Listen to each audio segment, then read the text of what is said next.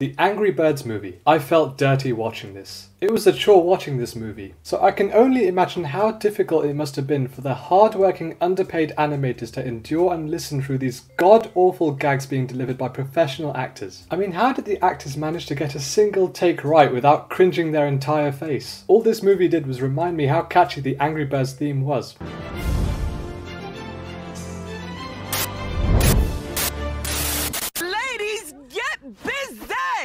I present to you... No, make it stop, please. I beg you. So how did this movie come to be? Well, it starts back in 2009, when Finnish video game developer Rovio Entertainment created a puzzle game called Angry Birds. The aim of the game involves a slingshot to launch birds at green pigs and the structures they occupy. It's birds killing pigs, that's the aim of the game. This eventually turned into one of those Candy Crush addictive iPad games, and it made a lot of profit, which of course would catch the eye of a hog-grubbing conglomerate executive at Sony. Well, I should have expected this. I mean, how else do you milk a synopsis of a bird attacking pigs in a 90-minute film without having butt-slapping gags as your main source of comedy? There was no other way you could possibly make this, could you? Alright, the movie follows Red. He's an outcast of Bird Island. Everyone around him treats him like garbage. I mean, seriously, if this wasn't aimed at kids, Red would be suffering with severe depression and end up doing something far too extreme, which I probably should stop talking about. He is basically Scrooge, Grinch and Shrek mashed up in one. What a stretch. He's disliked in the beginning, but at the end he becomes the town's hero. Red is known for his aggressive temper which can snap at any time. It's kind of like a superpower of his. In fact, all the birds on Bird Island have their own unique superpower as seen in the games. So at least they're faithful to the source material. First of all, this movie starts off in a really confusing way. Red is this clown who is supposedly struggling for jobs and this is his current position. They could have gone in a completely different direction here. Imagine if they just used the Angry Birds game as a diversion to channel the existential crisis of an adult, which is what this opening felt like. The kids in the audience would have been really lost when they see Red starts contemplating on dark thoughts. Anyway, after almost falling and breaking an egg, he is taken to court where he's sentenced to anger management. But before we get there... No running, no running. This is apparently what Sony called peak comedy. We get it. He's grumpy and irritated, and things like this are why he has so many things boiled up inside of him. But maybe he wouldn't have to be like that if he just used his brain and walked on the side. I mean, what are even the logistics of this joke? He's not driving a car. No one is. Why is there road traffic? Why is there even a sidewalk? This world doesn't make sense. At anger management, he meets the two other most famous characters from the game, Chuck and Bomb. One looks like a banana and he's really fast. The other looks like a comedy bomb and that description pretty much defines his ability. There's not much to these three. Chuck and Bomb are idiots who are quirky and exaggerated so they can make kids under the age of 5 laugh every minute. And Red is just there to react like he doesn't care and go, "Oh, I gotta deal with these guys? Just leave me to my swamp and stay out." Chuck never seemed like a character who was struggling with anger management. Sure, he was passive aggressive, but that was just a one time to show why he was at the program. He's actually just a criminal who should be in jail, not in anger management. The only one you could justify being there was Red and Terrence, and that leads to two of the only comedic sequences I found amusing.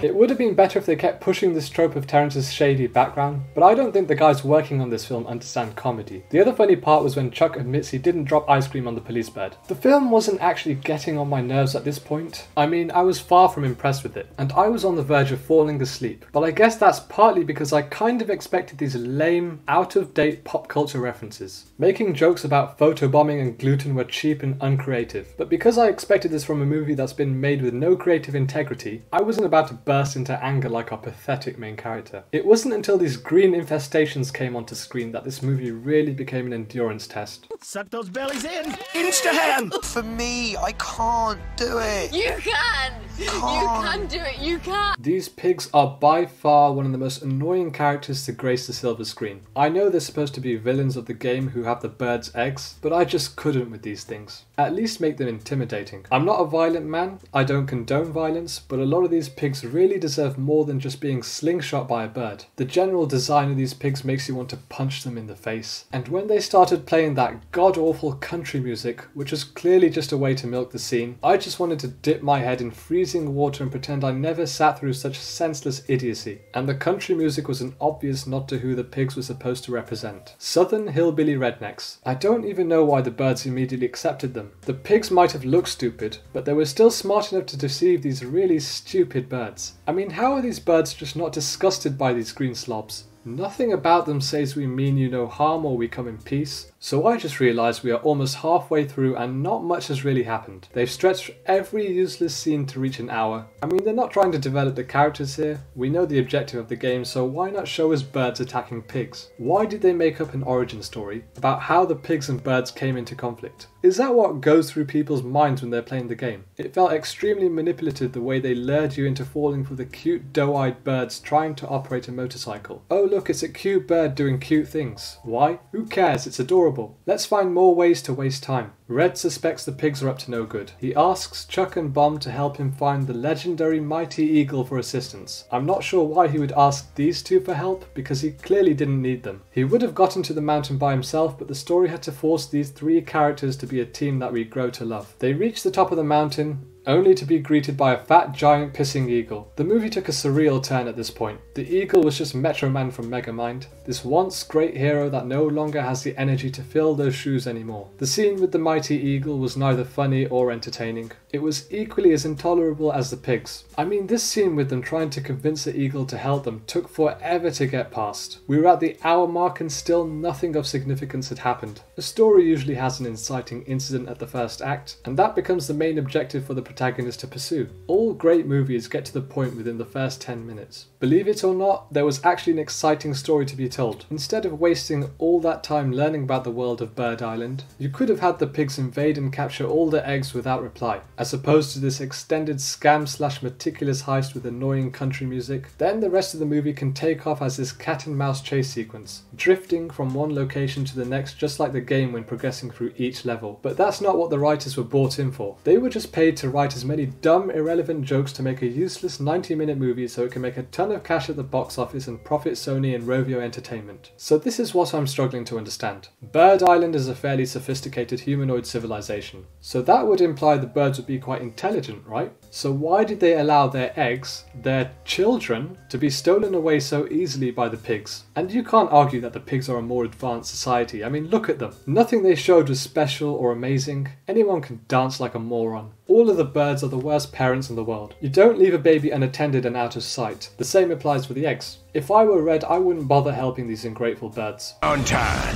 Excellent. See, it's just cheap jokes like that which really throw me off. Like, is that even necessary? It's just insulting to my intelligence at this point. Have you ever stolen anyone's children? I mean, you look like you would. And you know what? What? Are they implying that he's a... I don't get what tone they're going for here, but it just comes off as creepy. I mean, is that joke really supposed to be for the adults? Crestfallen that the pigs stole their eggs, Red rises up to the occasion and persuades the birds with a cliché stirring speech to be angry and fight back. So this is it then. This is the final act of the movie. Not that there was any coherent structure in the first place, but we spent all that time gallivanting into stupid country music just to get to the actual purpose that the game serves, which is birds being launched at pigs. You were building up to that like it was the second coming. Why didn't you just show this from the start of the film? What did we learn from the first hour? None of it was relevant. There was no development. Every plot point that happened was the least bit surprising. Was it a shock that the pigs would steal the eggs? No. Was it surprising that Red would be the hero? No. Did I care about anything that was going on? Of course not. Why should I care about Red? He was bullied when he was young. He's an outcast. He has a caring soul that no one appreciates. They just shoved these tropes to force an emotional response to the character's struggles. It's not worth caring for because 1, the humour actually damages the emotional beats of the film and completely takes you out of the world, and 2, they do not spend enough time or scenes to explore Red's experience of being an outcast. In Shrek, he was able to talk to Donkey about what it's like being treated differently. There is no attempt to show that in Angry Birds, and I didn't expect them to. It would have been a surprise, and this movie has shown no sign of surprising me, in a good way at least. They definitely startled me in a bad way with the cringe pigs. I feel traumatized from that horror show.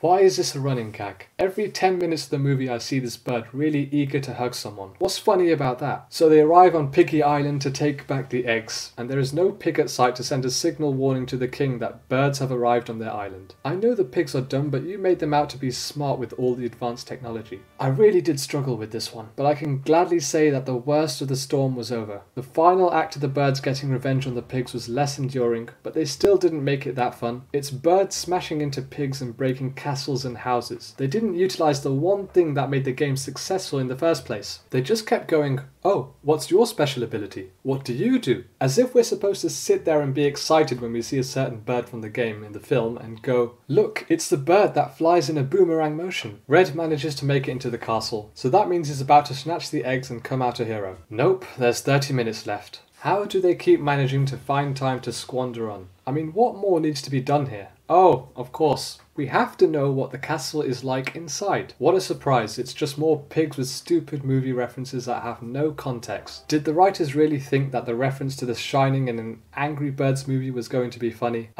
A reference to Quicksilver from X-Men. Any character with super speed, and the writers will only think of one scenario involving time being slowed down to show how cool the fast character is and how stupid everyone else around him looks. Except they're forgetting that Chuck isn't a cool character, he is the opposite. So that makes this whole rip-off sequence come off as obnoxious. Remember when I said that the finale was less of a daunting task to handle? That's when I realised I'd made a huge mistake, because the rest of the film just didn't seem to wrap up. The eagle came in to help the birds as if it was some hard-earned redemption arc. That was all I could honestly remember about the last 10 minutes. There was nothing to root for at any moment. Even when Red rescued that one egg that was going to be eaten, I still didn't care. Just like the birds, nothing in this movie flew by naturally. Everything felt forced, and when I say forced, I mean they really tried to milk every scene to the last drop. You'd think you've watched over an hour of this garbage, but you realise it's only been 10 minutes. There are many ways to torture a man in this world, but when it comes to watching the Angry Birds movie, there is no greater form of torture.